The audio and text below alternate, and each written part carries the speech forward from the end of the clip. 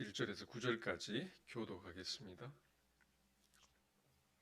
여호와께서 다스리시니 만민이 떨 것이요 여호와께서 그룹 사이에 좌정하시니 땅이 흔들릴 것이로다.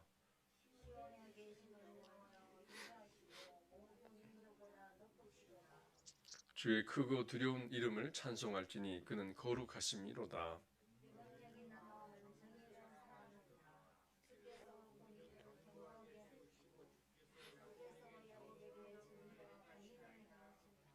너희는 여호와 우리 하나님을 높여 그의 발등상 앞에서 경배할지어다. 그는 거룩하시도다.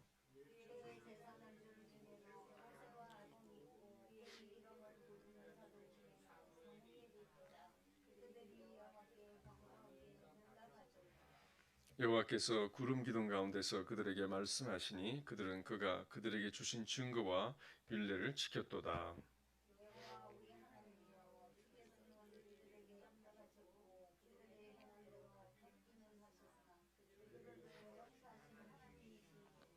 너희는 여호와 우리 하나님을 높이고 그 성산에서 예배할지어다.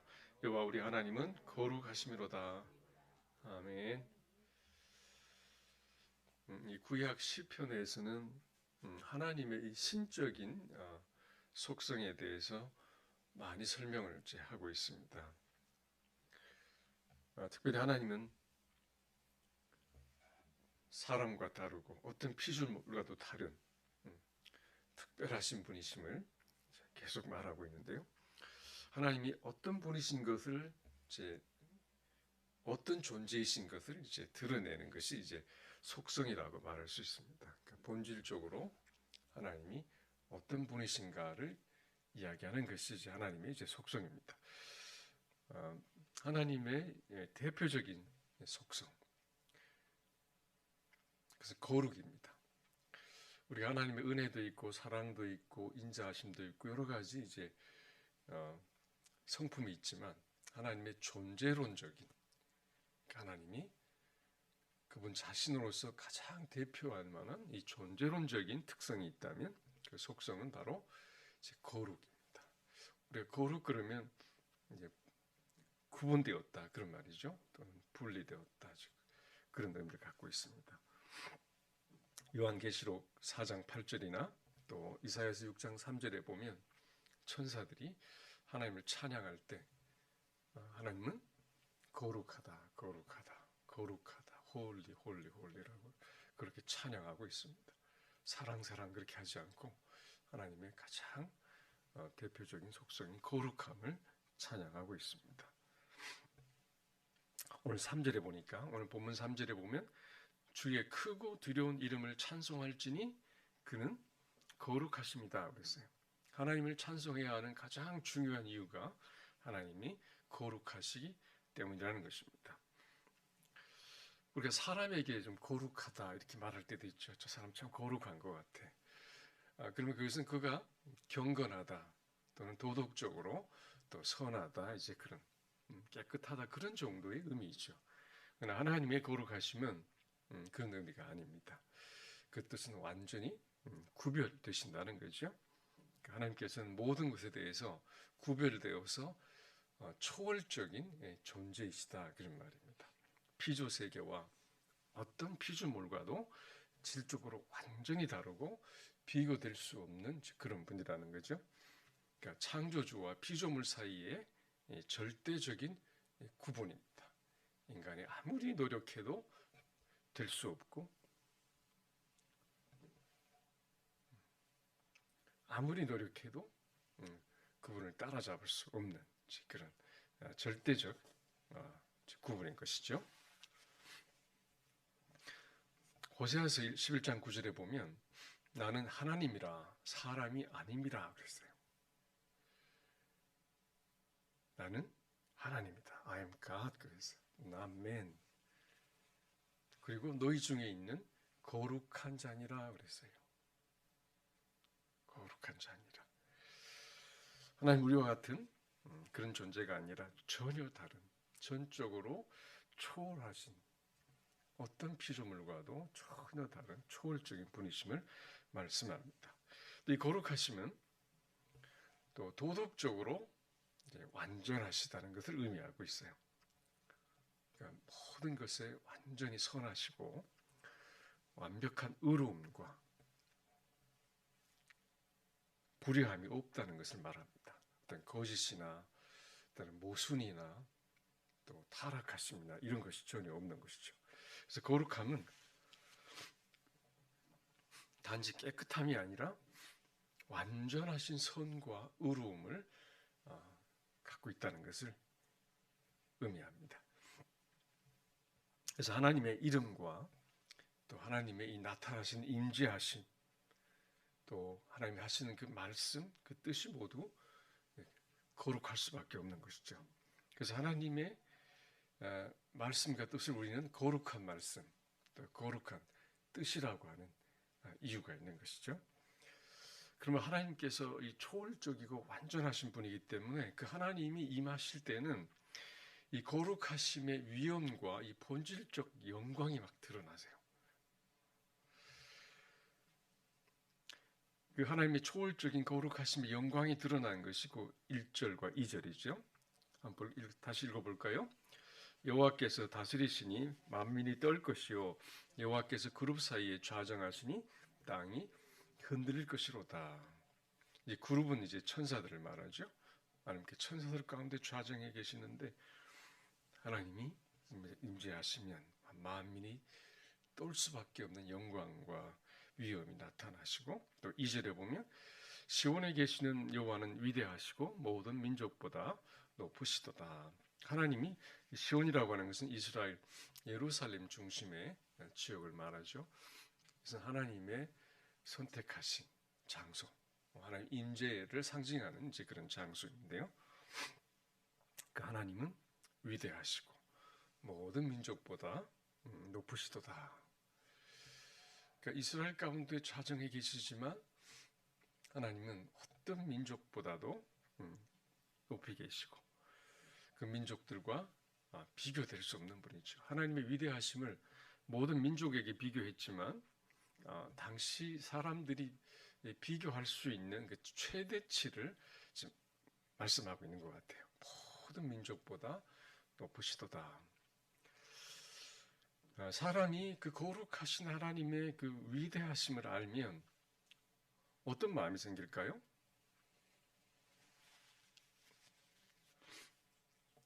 이 두려움이 생기겠죠. 어떤 초월적인 존재를 만나면 우리는 그것에 압도되고 맙니다. 하나님의 그 거룩하심과 위대하심에 대하여 우리가 어떤 두려움을 느끼게 되면 경외심을 갖게 되고 경배와 찬양을 이제 올려드리게 되는 것이 바로 이 하나님의 거룩하심입니다. 3절을 다시 한번 읽어볼까요? 주의 크고 두려운 이름을 찬송할지니 그는 거룩하심이로다 그랬습니다. 이것이 하나님의 거룩함을 아는 자의 예배하는 사람의 태도라고 이야기할 수가 있습니다. 하나님의 거룩하심을 아니까 하나님을 어떻게 합니까? 경외하고 예배하고 찬송하게 되는 거죠.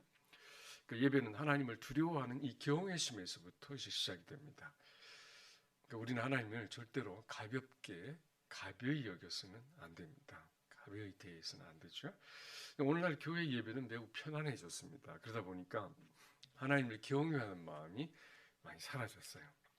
물론 나름 예배 형식도 있고 그러지만 사람 중심의 예배가 되고 말았습니다. 자, 그러나 우리는 하나님을 존귀히 여기며 하나님을 온전히 예배하는 사람들이 되어야 되겠습니다. 사무엘상 2장에 보면 나를 존중히 여기는 자를 내가 존중히 여기고 나를 멸시하는 자를 내가 경멸하리라 그랬어요. 그래서 교회에서도 하나님을 우리가 존중하고 하나님만을 높이면 사람의 생각이나 사람의 의견은 좀 낮아지겠죠. 그런데 하나님을 낮추고 사람을 이제 높이게 되면 우리 모두가 이제 변질됩니다. 그래서 우리 공동체 안에서 언제나 하나님이 높아지시기를 원합니다. 그러나 하나님의 거룩하심은 그냥 막 경직되어 있는 그런 답답함이 아니에요. 거룩하심은 하나님 그 존재 자체로 거룩하신 것이기 때문에 뭐 율법적이거나 막 이렇게 경직되어 있는 게 아닙니다. 하나님의 그 거룩하심 안에는 진실하심과 인자하심과 은혜와 사랑과 편안함도 있고요, 평강도 있고, 또 그것이 공의로도 나타납니다. 공의로. 그래서 거룩에는 우리가 사랑과 공의가 같이 있는 걸 알 수가 있죠. 그 사랑과 은혜와 친밀함과 이 의로움이 거룩하심 안에 함께 있습니다. 4절을 같이 읽어볼까요? 능력 있는 왕은 정의를 사랑하느니라. 주께서 공의를 견고하게 세우시고 주께서 야곱에게 정의와 공의를 행하시나이다. 자, 능력 있으신 이 왕은 뭘 사랑하신다고요? 정의를 사랑하신다고 그랬습니다. 그리고 주께서 공의를 견고하게 세우시고 야곱의 집에서 정의와 공의를 주께서 행하신다고 말씀합니다. 하나님의 거룩에는 이 정의와 공의가 함께 있습니다. 비슷하지만 좀 다르죠. 전에도 말씀드렸습니다만 쉽게 표현해 보면 이 정의는 무엇이 옳은가를 세우는 거예요. 바르고 공평한 기준을 의미합니다. 그럼 공의는 뭘까요? 어떻게 그 옳은 기준을 수행하는가 하는 거예요. 실행하는가. 그러니까 정의를 옳은 삶과 옳은 행동으로 이제 실현하는 것이 공의입니다. 정의는 기준이고 공의는 그것을 실행하여 세우는 것, 성취하는 것이 이제 공의입니다. 시편 33편 5절에 보면 그는 공의와 정의를 사랑하시며 세상에는 여호와의 인자하심이 충만하도다. 하나님의 공의와 정의가 실현이 되면 세상에 하나님의 은혜와 사랑이 충만하게 들어가니까 세상이 평안하고 살기가 좋아지는 거죠. 자, 하나님은 바른 기준인 이 정의를 세우시고 그 기준대로 공의롭게 행하시는 분이십니다. 만약 정의의 기준이 없고 올바른 실행의 공의가 없다면 세상이 어떻게 될까요? 막 뒤죽박죽이 되겠죠. 그리고 어떻게 사는 것이 올바른 것인지 아무도 모르고 저마다 옳다고 싸우게 될 것입니다. 그러나 하나님은 정의와 공의를 거룩하심 안에서 말씀하고 있어요. 자, 7절을 같이 읽어봅니다. 여호와께서 구름 기둥 가운데서 그들에게 말씀하시니 그들은 그가 그들에게 주신 증거와 율례를 지켰도다 그랬습니다. 뭘 말씀하셨죠? 율법을 말씀하셨죠. 시내산에서 구름 기둥 가운데 말씀을 하셨고 그리고 이스라엘 백성은 그 말씀과 율례를 지켰다는 것입니다. 하나님 말씀하시고 백성들은 그것을 지킨 것, 성취된 것이 공의이죠. 공의는 단순히 그냥 도덕이 아니고 하나님의 말씀이 기준이고 그 말씀을 순종하는 것이 하나님의 공의를 이루는 것입니다. 우리 신앙도 그래서 옳음의 기준을 말하는 것으로 끝나지 않고 그 옳음을 실천하는 것이 중요하죠. 그것이 공의입니다. 정의가 기준을 세운다면 공의는 그 기준에 따라 살아가는 순종을 이제 말합니다. 자, 그러므로 우리에게 정의와 공의를 주심으로 우리로 하여금 거룩하신 하나님과 살 수 있도록 우리를 불러주신 그 하나님을 우리는 늘 높이고 예배하고 경배하고 찬양합니다. 자, 5절을 봅니다. 너희는 여호와 우리 하나님을 높여 그의 발등상 앞에서 경배할지어다. 그는 거룩하시도다. 그분이 거룩하시기 때문에 우리로 정의와 또 공의 안에 살게 하시고, 그래서 우리는 하나님을 높이고 경배하며 예배합니다. 또 거룩하신 하나님은 이 정의로운 재판관이시면서 동시에 또 사랑으로 행하시는 분이십니다. 자, 거룩에는 정의와 공의만 있는 것이 아니라 하나님의 인자하심과 사랑도 있습니다. 자, 6절에 보니까 6절 같이 읽어볼까요? 그 제사장들 중에는 모세와 아론이 있고 그의 이름을 부르는 자들 중에는 사무엘이 있도다. 그들이 여호와께 간구하며 응답하셨도다. 또 8절로 읽어볼까요? 여호와는 우리 하나님이여 주께서는 그들에게 응답하셨고 그들의 행한 대로 갚기는 하셨으나 그들을 용서하신 하나님이시니다. 이스라엘이 광야를 지나오면서 또 이스라엘이 가나안에 들어왔어도 계속 하나님을 시험하고 하나님을 대적하고 범죄를 합니다. 그럴 때마다 이 제사장인 모세와 아론이 그리고 선지자 사무엘이 백성들을 위하여 하나님 앞에 긍휼을 구하며 중보 기도를 합니다. 그때마다 하나님은 그 기도를 들으시고 또 용서해 주셨습니다. 여호와께 간구함에 응답하셨도다. 그리고 그들의 죄를 어떻게 하셨어요? 용서하신 하나님이다라고 이렇게 기록을 하고 있습니다. 자, 근데 그냥 용서해 주신 것이 아니죠. 8절에 보니까 그들의 행한 대로 갚기는 하셨으나 그랬어요. 용서는 해주셨는데 뭘 하셨다는 거예요? 그 죄에 대한 벌을 주셨다는 거예요. 자, 그렇지만 용서해 주셨어요. 그 벌에 대한 부분을 정확히 지적해 주지 않으면 사람들은 똑같은 죄를 반복적으로 범하게 될 겁니다. 그래서 하나님은 징계를 하십니다. 벌을 주시죠. 그러나 용서해 주시는 하나님이십니다. 정의와 공의를 실행하셨지만 사랑으로 용서하시는 하나님이신 것이죠. 이러한 하나님의 거룩하신 공의와 사랑이 동시에 완벽하게 이루어진 것이 어디입니까? 예수님의 십자가죠. 예수님의 십자가입니다. 용서와 의로움을 얻게 하시고 그 사랑 안에서 우리로 하여금 공의가 이루어지도록 하셨습니다. 죄에 대한 공의의 대가가 우리가 죽어야 하는데 주님이 대신 죽으심으로 십자가에서 지불이 되었습니다. 그리고 믿는 자에게는 용서와 의로움을 얻게 하는 공의가 우리 안에 이루어졌습니다. 사랑 안에서의 공의가 이루어진 것이죠. 자, 그러므로 이 은혜를 입은 우리는 거룩하신 하나님을 높이고 예배하는 것입니다. 그 은혜를 감사하고 찬송하면서 예배하는 것이죠. 그것이 우리의 예배의 이유입니다. 자, 9절을 같이 읽습니다.